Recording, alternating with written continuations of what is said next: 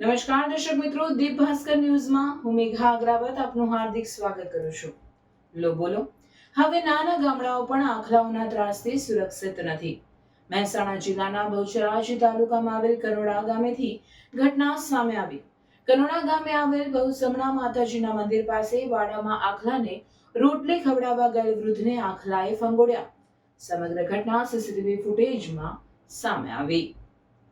આપણે જોતા હોઈએ છીએ કે મોટી સિટીમાં તો વારંવાર આખલા યુદ્ધ જોવા મળે છે અને વારંવાર અકસ્માતના બનાવો જોવા મળે છે અને વાહનોને અને મનુષ્યના જીવોને જોખમમાં મૂકે છે.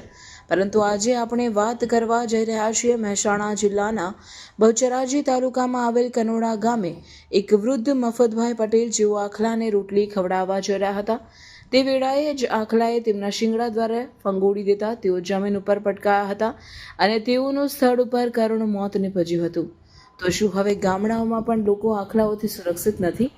આવા બનાવો વારંવાર ના બને એ માટે ગામડાઓની ગ્રામ પંચાયતોએ આવા બેકાબુ બનેલા આખલાઓને પાંજરાપોળમાં પૂરે તેવી ગામ લોકોની માંગ ઉઠી છે.